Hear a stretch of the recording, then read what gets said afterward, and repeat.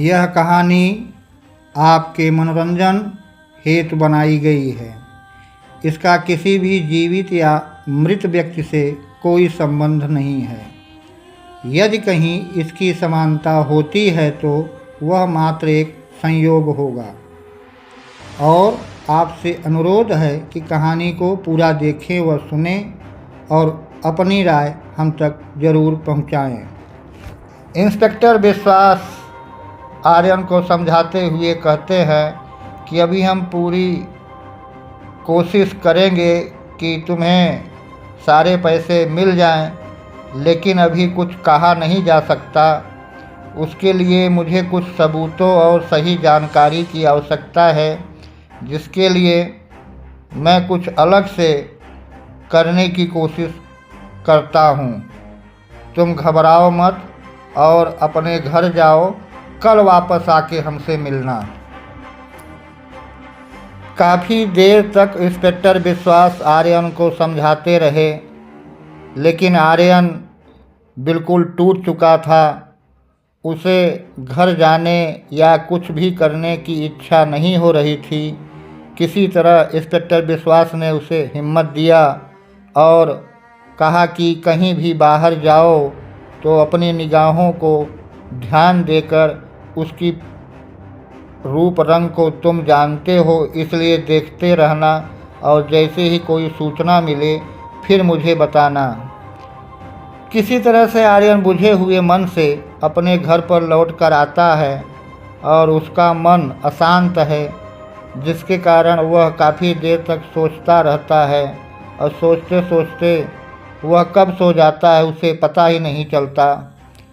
वह कहीं भी कुछ भी करने से पहले आर्यन यह ज़रूर सोचता था कि क्या किया जाए, लेकिन अब वह पूरी तरह से क्षुब्ध था, जिसके कारण वह सो जाता है और फिर सुबह वह उठकर इंस्पेक्टर विश्वास से मिलने के लिए उसके दफ्तर में आके बैठता है। कुछ ही देर बाद इंस्पेक्टर विश्वास अपने पुलिस की गाड़ी से उतरते हैं और आर्यन को देखकर मुस्कुरा कर बोले, आओ आर्यन आओ, माया की कुछ पुराने फाइलों की मैं तुम्हें तफ्तीश कराता हूँ।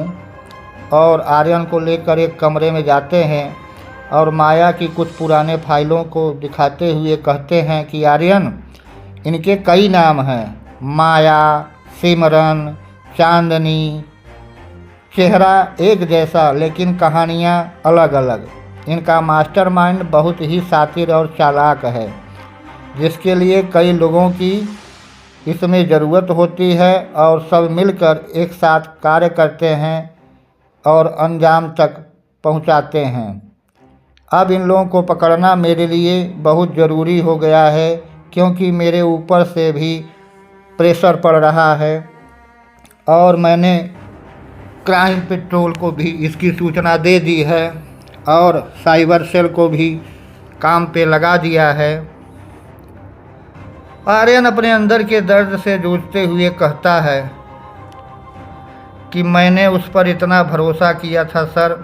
मैंने उसकी आंखों में कभी झूठ नहीं देखा, लेकिन उसने मुझे पूरी तरह बर्बाद कर दिया। मैंने कभी नहीं सोचा था कि मेरे साथ ऐसा विश्वासघात होगा और वह भी एक लड़की करेगी, वह भी मेरे करीब आकर मुझसे प्रेम का नाटक करके। ऐसी कोई लड़की कर सकती है, इसका मुझे तनिक भी अंदेशा न था। आप देख व सुन रहे हैं सत्य संवाद। इंस्पेक्टर विश्वास आर्यन की बातों पर हंसते हुए कहते हैं कि आँखों में वो सबसे बड़ा सच दिखाती है जो आपको देखना होता है, लेकिन हम अक्सर वही देखते हैं जो हम देखना चाहते हैं। उधर साइबर सेल को सूचना देने के बाद इंस्पेक्टर विश्वास को वहां से फ़ोन आया।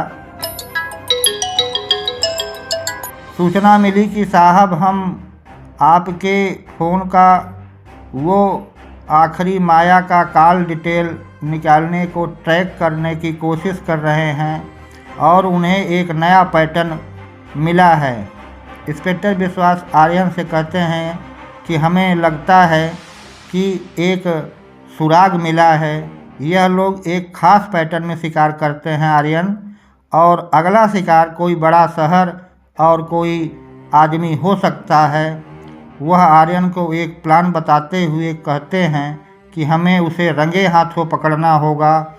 आर्यन वापस अपने फ्लैट पर रात को लौटता है और खुद को अपराधी महसूस करता है।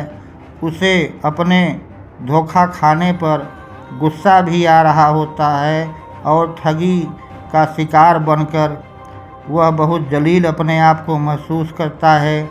उसी समय मिश्रा काका उसे चाय देने के लिए आते हैं। आप देख व सुन रहे हैं सत्य संवाद। मिश्रा काका आर्यन के कंधे पर अपना हाथ रख कर बोलते हैं, आर्यन बेटा, गलती इंसान से ही होती है। जो हुआ उसे भुला नहीं सकते, पर उससे सीख जरूर मिलती है। अपनी आंखें खुली रख, आर्यन बोलता है। काका, मुझे लगता है मैंने इंसानियत से ही भरोसा खो दिया है। अब तो भूल कर भी किसी की मदद करने की सोचने से भी डर लगता है। मिश्रा जी का आर्यन को इस प्रकार टूटे हुए देखकर बहुत समझाते हुए कहते हैं, इंसान नीयत से नहीं बेटा, अंधविश्वास से भरोसा खोया है। सत्य संवाद हमें यही सिखाता है कि हर चीज़ को परखना बहुत ज़रूरी है। यूँ आँख मूंदकर किसी पर भरोसा या विश्वास कर लेने का यही परिणाम होता है। कहानियों का पिटारा सत्य संवाद द्वारा।